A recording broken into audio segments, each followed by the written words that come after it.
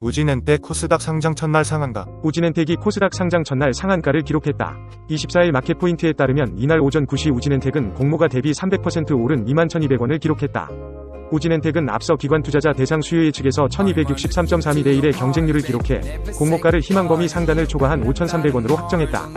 일반 투자자 대상 공모주 청약 경쟁률은 2,707.18 대 1로 집계됐다.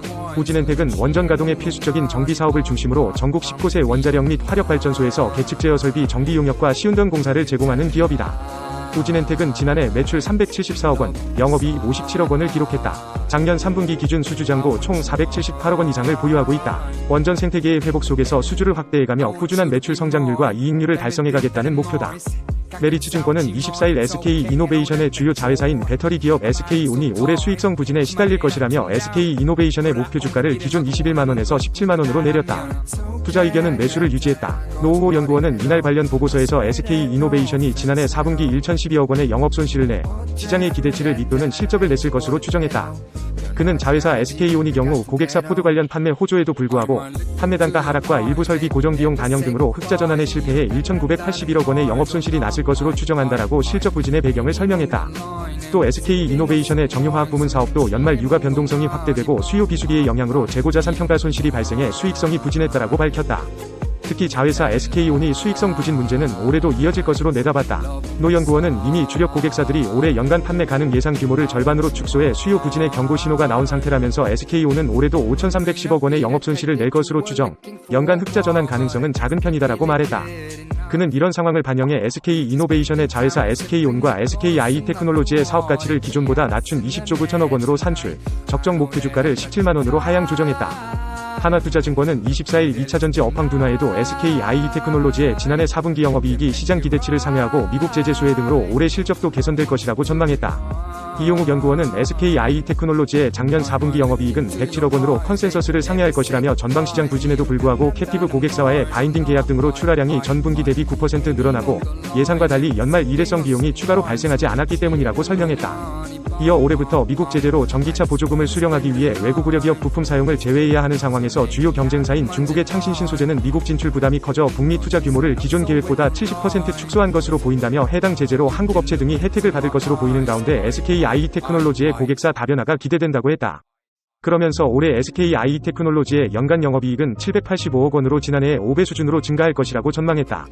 이 연구원은 최근 전방시장 불확실성이 커지며 2차전지 업종의 주가 조정이 이어지고 있으나 전기차 전환은 메가 트렌드이며 중장기적으로 고객사 확장에 따른 이익 증가 등이 기대된다며 투자 의견 매수와 목표 주가 9만원을 유지했다. 전날 SKI테크놀로지는 전 거래일 대비 1.53% 오른 73,200원에 거래를 마쳤다. 중국 정부가 추진한 온라인 게임 규제안이 웹사이트에서 갑자기 사라진 것과 관련해 시장에서 규제가 취소된 것 아니냐는 관측이 나오지만 이러한 낙관이 시기상조라는 전문가들 지적이 나왔다. 다만 규제가 시행되더라도 국내 게임 업체들에 미치는 영향이 미미하고 규제에 대한 우려가 과도하다는 게 전문가들 시각이다. 24일 로이터 통신과 게임업계 등에 따르면 전날 중국 게임 부문을 총괄하는 국가신문 출판서 홈페이지에서 온라인 게임 관리 방안이 삭제됐다. 앞서 중국 국가신문 출판서는 지난달 22일 해당 초안을 발표하면서 이달 22일까지 의견을 수렴한다고 밝혔다. 규제안에는 온라인 게임에 대한 지출 한도를 설정하고 게임머니 충전 한도 설정과 확률형 아이템 강제 금지, 미성년자 아이템 구매 한도 설정 등이 담겼다. 오동환 삼성증권 연구원은 중국 정부는 아직 공식적인 입장을 내놓지 않고 있다며 통상적으로 의견 청취 이후 23달 이후 공식적인 정책이 발표되는 점을 고려하면 규제 취소를 낙관하기는 이르다고 지적했다.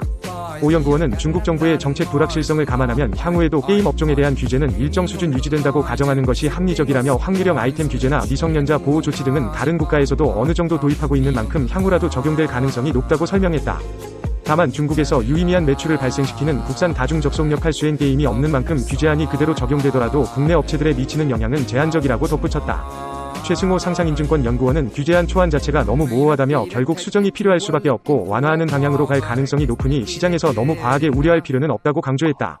최 연구원은 결국 지나치게 과도한 게임 몰입과 미성년자 게임 규제 위주로 강화 내지는 유지되는 기조로 갈 가능성이 지금으로선 높다고 덧붙였다. 미래에셋증권은 24일 NC소프트에 대해 작년 4분기 실적이 기대에 못 미치는 데다 올해 상반기까지 뚜렷한 실적 개선을 기대하기 어렵다며 목표 주가와 투자 의견을 낮췄다. 이미석 연구원은 이날 보고서에서 NC소프트의 4분기 매출액이 4,390억 원으로 전년 동기 대비 20% 줄고 영업이익은 80억 원으로 82% 감소해 시장 전망치를 밑돌 것으로 예상했다. 리니지 먼드파인드 WE 연속적인 분기 실적 저하가 일단락된 부분은 긍정적이지만 지난달 신작 게임 스로넨 리버티의 국내 출시에 따른 마케팅비가 급증해 영업비용이 4,300억 원으로 전분기보다 6% 늘어날 것으로 봤다. 임 연구원은 TL 매출의 드라마틱한 반등은 어려울 전망이라며 올해 국내와 해외를 합친 일평균 매출이 2억 5천만 원에 그칠 것으로 전망했다. 그는 상반기 실적 및 신작 모멘텀이 부재한 상황이라며 TL에 대한 추가적인 추정치 하향으로 올해 매출액, 영업이익 컨센서스는 하향될 가능성이 높다고 지적했다.